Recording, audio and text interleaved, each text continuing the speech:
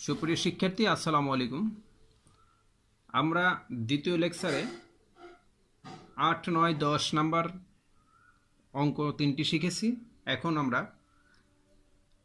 তৃতীয় লেকচারে 11 নাম্বার থেকে শুরু করছি। 11 নাম্বার অঙ্কে বলছে বার্ষিক শতকরা 6 টাকা মুনাফায়, বার্ষিক শতকরা 6 টাকা, এটা হচ্ছে মুনাফার হার আর সমান সমান 6%। 500 টাকার মূলধন পি সমান 500 টাকা, 4 বছরের সময় এন সমান 4 বছর, মুনাফা যত, মুনাফা আই, বার্ষিক শতকরা 5 টাকা, মুনাফার হার আর সমান 5%। দ্বিতীয় ক্ষেত্রে আর কি, মুনাফায় কত টাকার, এই কতটাই বের করতে হবে, কতটাই তোমাকে অ্যান্সার বের করতে হবে, নির্ণয়। এই কত টাকার মানে এটা হচ্ছে মূলধন, মূলধন পি সমান নির্ণয়। 2 বছর 6 মাস, তাহলে 2 বছর 6 মাস মানে কি 2.5 বছর। 2 বছর 6 মাস,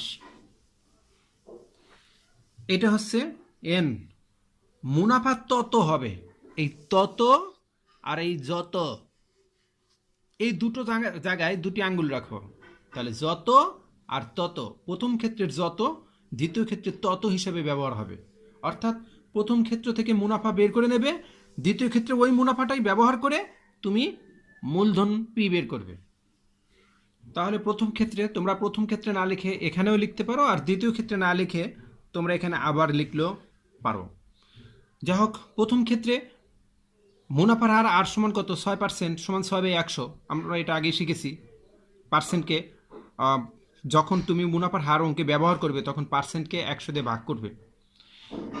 মুনাফায় 6 টাকা, মুনাফায় শতকরা বার্ষিক যেটা বলবে সেটা হচ্ছে মুনাফার হার। 500 টাকার, এটা হচ্ছে মূলধন পি সমান 500 টাকা। 4 বছরের সময় এন সমান 4 বছর। মুনাফা যত হয়, তাহলে ধরে নিই মুনাফা কত হয় দেখি। সুতরাং মুনাফা আই সমান কত, পি আর এন। মান বসে দাও, কাটাকাটি করো, 120 টাকা। তোমরা প্রশ্ন থেকে দেখে নাও, দ্বিতীয় ক্ষেত্রে মুনাফা আই সমান কত, 120 টাকা। কারণ ওরা বলে দিয়েছে যে প্রথম ক্ষেত্রে মুনাফা যত হবে, দ্বিতীয় ক্ষেত্রে ওই মুনাফাই ব্যবহার করতে হবে। মুনাফা আই সমান, প্রথম ক্ষেত্রে মুনাফা পাইছি 120 টাকা, সেটাই ব্যবহার হবে 120 টাকা। মুনাফার হার আর সমান কত, শতকরা বার্ষিক 5 টাকা বলছে দ্বিতীয় ক্ষেত্রে, তাহলে মুনাফার হার আর সমান 5%। 5% মানে 5/100। দ্বিতীয় ক্ষেত্রে সময় এন সমান 2 বছর 6 মাস। লেখো 2 বছর 6 মাস। 2 বছর তো 2 লেখো, যোগ 6 মাসকে যদি আমরা বছরে নিতে চাই, তাহলে মাসকে বছরে নিতে হলে 12 দিয়ে ভাগ করতে হবে, কারণ 12 মাসে 1 বছর। 12 দিয়ে ভাগ করতে হবে, তাহলে এটাও বছর এটাও বছর। এখন দুইটা যোগ করলে বছরই পাবো। এবার 6কে 12 দিয়ে কাটাকাটি করলে 1/2 হয়। 6-এর উপরে কাটাকাটি করে লিখবে 1, আর 12-র নিচে কাটাকাটি করে লিখবে 2। কাটাকাটি করে না লিখলেও চলে। তাহলে 1/2। এবার আমি আগের অঙ্কেও শিখেছি যে 2-এর নিচে মনে মনে একটা 1 আছে, ভালো করে খেয়াল করবে। 2-এর নিচে মনে মনে একটা 1 আছে। 1 আর 2-এর লসাগু কত, 2। হর দ্বয়ের লসাগু 2। প্রথম হর দ্বারা লসাগুরে ভাগ করলে, তাহলে 1 দ্বারা 2 রে ভাগ করো, 2 হবে। 2 দ্বারা প্রথম লবকে গুণন করো, তাহলে 2 2 গুণে 4, যোগ যোগ। আবার দ্বিতীয় হর দ্বারা লসাগুরে ভাগ করো, তাহলে 2 দ্বারা 2 রে ভাগ করলে হয় কত, 2। সরি, 2 দ্বারা 2 রে ভাগ করলে হয় 1। 1 দ্বারা 1 রে গুণ দিলে 1 হবে। 4 আর 1 যোগ করলে 5, নিচে 2। এত বছর, এটা হচ্ছে সময় এন সমান, দ্বিতীয় ক্ষেত্রে বের হয়ে গেল। ওরা বলেছে মূলধন, ওরা বলছে কত টাকার, ওরা বলেছে প্রশ্নে বলেছে কত টাকার, এই কত টাকাই হচ্ছে মূলধন। তাহলে মূলধন পি সমান নির্ণয়। আমরা জানি পি আর এন সমান আই, কারণ এখানে কি কি উপাদান দেওয়া আছে দেখো, আই দেওয়া আছে, আর দেওয়া আছে, এন দেওয়া আছে, পি দেওয়া আছে। তাহলে এই 4টে উপাদান নিয়ে আমরা এই সূত্রটাই জানি, পি আর এন সমান কি, আই। কিন্তু যদি এ থাকতো তাহলে আমরা এর সূত্র ব্যবহার করতাম। এর সূত্রটা কি মনে পড়ে তোমাদের? এর সূত্রটা চেষ্টা করো তো, পি ইন্টু 1 প্লাস আর এন সমান সমান এ, আমরা সেই সূত্র ব্যবহার করতাম। কিন্তু এখানে এ না থেকে আছে আই, সুতরাং আমরা লিখলাম পি আর এন সমান কি, আই। পি এর জায়গায় পি লেখো, আর এর জায়গায় আর এর মান বসে দাও 5/100, এন এর জায়গায় মান বসে দাও 5/2। এখন উপরের সংখ্যাগুলো গুণন করবে, তাহলে 5 আর 5 গুণন দিলে 25, তার লাগে পি গুণন। 5 আর 5 গুণন দিলে 25, তার সাথে পি গুণন, তাহলে পি গুণন 25। আর নিচে 100 2 দিয়ে গুণ দিলে 200 সমান সমান 120। এবার নিচে যে সংখ্যাটা আছে সেটা সমান চিহ্ন ডানে চলে গেলে গুণন হয়, কারণ নিচে থাকা মানে ভাগ আকারে থাকা। তাহলে বাম পাশে ভাগ আকারে আছে, ডান পাশে গুণন আকার হয়ে গেল। উপরে কি ছিল 25 গুণন পি, অর্থাৎ পি গুণন 25 লিখলাম। এরপর শুধু পি সমান কি হবে, 25 যে এই পাশে ভাগ হয়ে যাবে, কারণ এখানে গুণন আকার ছিল, এখানে ভাগ আকার হবে। দেখো 25 দ্বারা ভাগ করা হয়েছে, 25 দ্বারা 200 রে কাটাকাটি করলে হয় 8, 8 25 200, তাহলে 25 নিচে 1 লাখো আর 200 উপরে 8 লাখো। এবার 8 দ্বারা 120 রে গুণন দিলে 960 হয়, তাহলে পি এর মান কত বের হলো 960। আমরা কিন্তু এখানে লিখতে পারতাম সুতরাং পি সমান 960 টাকা, কিন্তু তা লেখা ভুল। তোমরা সমান চিহ্ন নিচে সরাসরি সমান চিহ্ন দিয়ে তারপরে একক লিখবা। আর যদি এখানে টাকা না লিখতে তাহলে এখানে লিখতে কি, সুতরাং পি সমান 960, সুতরাং নিম্ন মূলধন 960 টাকা, তাও চলবে। কিন্তু আমি এভাবেই করাই, সমান চিহ্ন নিচে সমান চিহ্ন দিয়ে 960 লিখে টাকা লিখে দিবা। এবার 12 নম্বর অঙ্ক খেয়াল করো। প্রশ্নে বলছে বার্ষিক মুনাফা 8% থেকে বেড়ে 10% হয়ে গেছে। 8% থেকে বেড়ে 10% হয়, তিশামার আয় 4 বছরে 128 টাকা বেড়ে গেল। আমরা 5 নম্বর অঙ্কে দেখেছি যে আয় কমে গিয়েছিল আর এখানে আয় বেড়ে গিয়েছে, তাহলে সেখানে কমে গিয়েছিল 2%, 5 নম্বর অঙ্কে কমে গিয়েছিল 2% আর 12 নম্বর অঙ্কে বেড়ে গেছে 2%। আগে ছিল 8%, পরে হয়েছে 10%, তাহলে আয়ও বাড়বে। সেখানে আয় কমেছিল, এখানে আয় বেড়ে গেছে। আমরা এটাকে সূত্রে আকারেও করতে পারি, একটু কষ্ট হয় বা বড় হয়। 5 নম্বর অঙ্ক যেভাবে করেছি ওইভাবে করলে চলবে, আবার এই অঙ্কটা যেভাবে করেছি 5 নম্বর অঙ্ক এভাবে করলেও চলবে। মুনাফার হার বেড়ে গেছে, কত বাড়লো, প্রথমে ছিল 8%, পরে হয়েছে 10%, তাহলে মুনাফার হার বাড়ে 10 বিয়োগ 8% সমান সমান 2%। 4 বছরে মুনাফা বাড়ছে কত, 128 টাকা, অর্থাৎ মুনাফার হার 2% সমান সমান 2/100।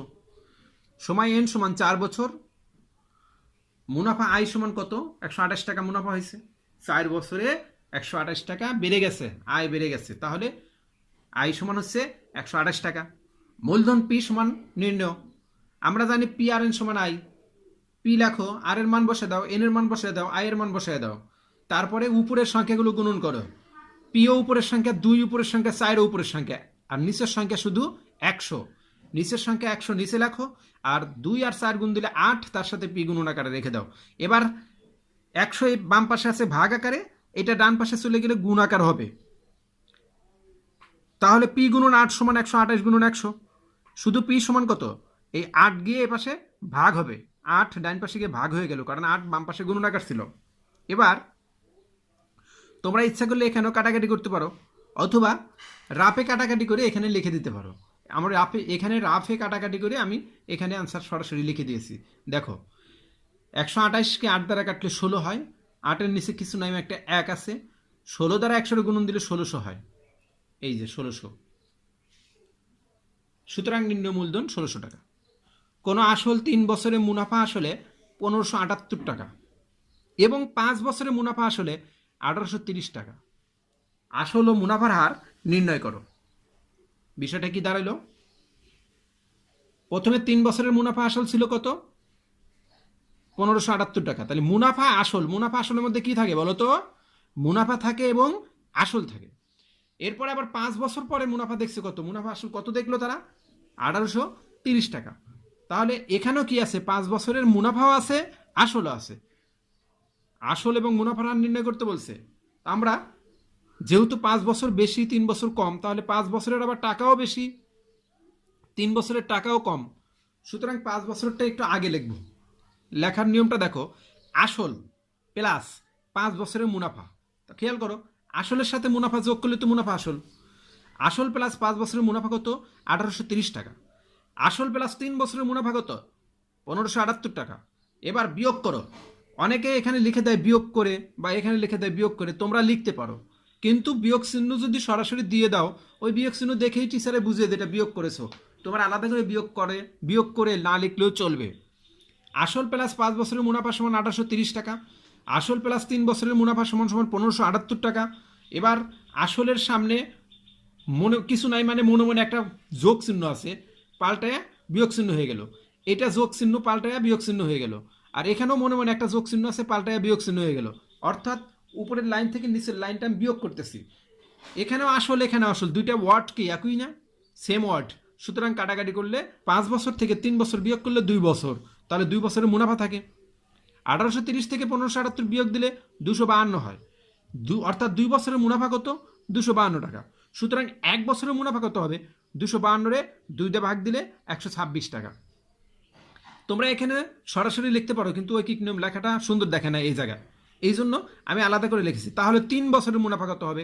ওই যে 126 টাকা কি বের করেছে 1 বছরের মুনাফা, ওইটাকে 3 দ্বারা গুণন দিলে 3 বছরের মুনাফা বের হবে। তাহলে 3 বছরের মুনাফা সমান সমান 3 গুণন 126 টাকা সমান 378 টাকা। এখন এটা যেহেতু 3 বছরের মুনাফা বের হয়ে গেছে, সুতরাং আমি প্রশ্নের 3 বছরের লাইনটাকে আবার সাজাবো, সাজায় সেখান থেকে আসল বের করবো। এটা একটা টেকনিক। এখন আসল প্লাস 3 বছরের মুনাফা সমান কত? 1578 টাকা। 3 বছরের মুনাফা কত বের করেছে? 378 টাকা না? 3 বছরের মুনাফা সমান 378 টাকা। আবার বিয়োগ করো, এখানে 3-এর আগে কোনো চিহ্ন নাই মানে একটা বিয়োগ যোগ চিহ্ন আছে, পাল্টায়া বিয়োগ চিহ্ন হয়ে গেল। 378-এর আগে কোনো চিহ্ন নাই মানে মনে মনে যোগ চিহ্ন আছে, পাল্টায়া বিয়োগ চিহ্ন হয়ে গেল।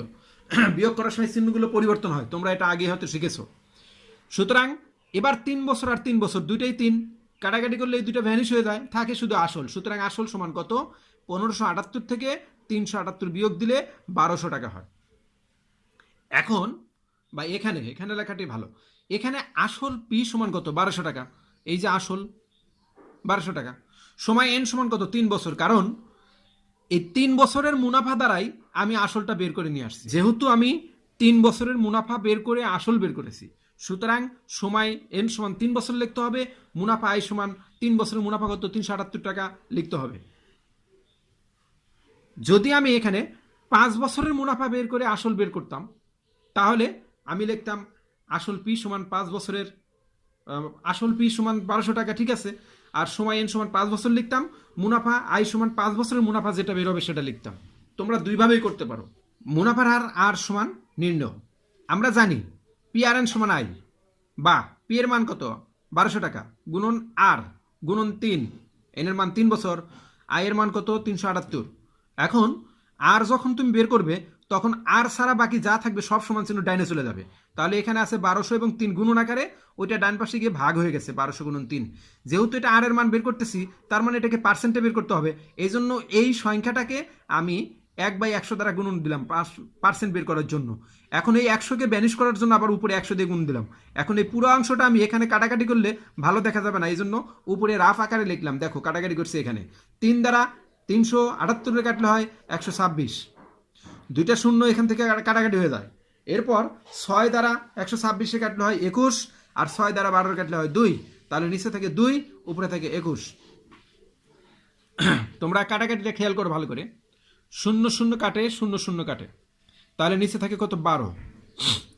3 দ্বারা 378 কাটলে হয় 126, আর 12কে 6 দ্বারা কাটলে হয় 2, 126-এ 6 দ্বারা কাটলে হয় 21, তাহলে উপরে থাকে 21, নিচে থাকে 2। 21কে 2 দিয়ে ভাগ দিলে 10.5 হয়।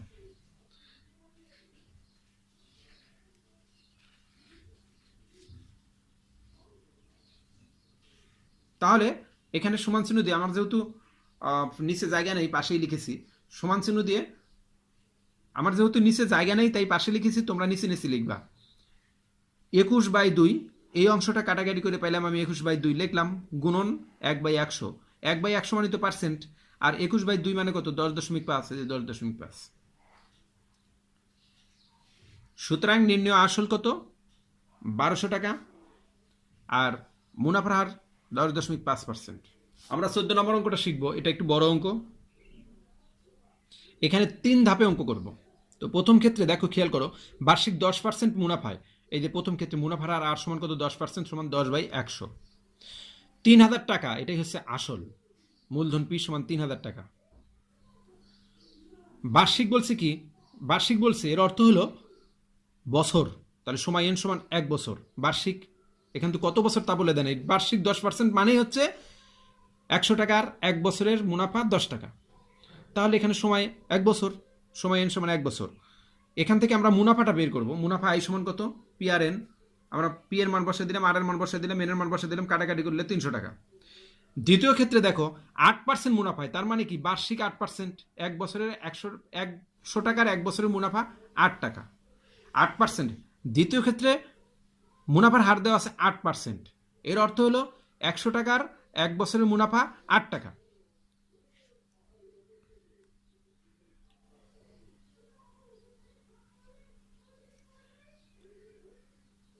দ্বিতীয় ক্ষেত্রে 8% দেওয়া আছে, এর অর্থ হলো 100 টাকার 1 বছরের মুনাফা 8 টাকা, 8% মুনাফায় এটা আর।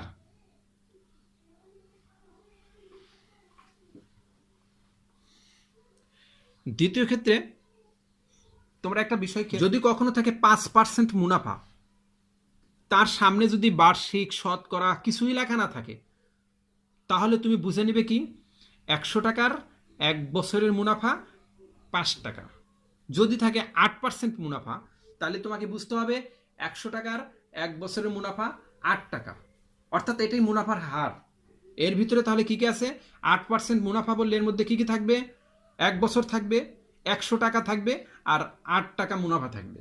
তিনটি বিষয় নিয়ে হয় হলো পার্সেন্ট। তাহলে দ্বিতীয় ক্ষেত্রে মুনাফার হার আর সমান 8%। 8% মানে 8/100। মূলধন পি সমান 2000 টাকা, প্রশ্নে খেয়াল করো। সময় এন সমান 1 বছর, কারণ 8%-এর মধ্যে 1 বছর থাকে। মুনাফা আয় সমান পি আর এন, পি এর মান বসাও, আর এর মান বসাও, এন এর মান বসাও, কাটাকাটি করে 160 হয়। তৃতীয় ক্ষেত্রে মোট মূলধনের উপর গড়ে শতকরা কত টাকা হারে মুনাফা পাওয়া যাবে। কত টাকা হার মানে কি? মুনাফার হার চাইছে। আর মোট মূলধন মানে কি? প্রথম ক্ষেত্রে মূলধন ছিল 3000 টাকা, দ্বিতীয় ক্ষেত্রে মূলধন ছিল 2000 টাকা। এই 3000 আর 2000 যোগ করলে মোট মূলধন হয় 5000 টাকা। তাহলে তৃতীয় ক্ষেত্রে আমরা লিখতে পারি মোট মূলধন 5000 টাকা। মোট মুনাফা পাইছি কত? প্রথম ক্ষেত্রে মুনাফা পাইছি 300 টাকা, আর দ্বিতীয় ক্ষেত্রে মুনাফা পাইছি 160 টাকা। তাহলে দুটো যোগ করলে কত হয়? 460 টাকা। সময় এন সমান 1 বছর। মুনাফার হার আর সমান নির্ণয় করতে হবে। আমরা জানি পি আর এন সমান আই। পি এর মান বসাও দাও, আর এর মান বসাও, এন এর মান বসাও। পি এর মান 5000, আর এর মান নাই, বের করতে হবে। এন এর মান 1, আই এর মান 460। এবার শুধু আর কে ধরে রাখো, বাকি সব ডাইনে নিয়ে দাও। 1 না লিখলে চলে। 5000 দিয়ে 460 ভাগ করলে একটা 0 কাটাকাটি হয়, থাকে উপরে 46, নিচে 500। এবার এটাকে আবার পার্সেন্টে নেওয়ার জন্য অতিরিক্ত 1/100 দ্বারা গুণ দিয়েছি, এবং এই 100কে ডিলিট করার জন্য আবার উপরে আরও 100 লিখছি আমি। এই 0 কাটাকাটি হয়, উপরে থাকে 46, নিচে থাকে 5। এই যে 46/5%, ক্যালকুলেটর দিয়ে এটাকে ভাগ করলে হয় 9.2%। সুতরাং মুনাফার হার 9.2%।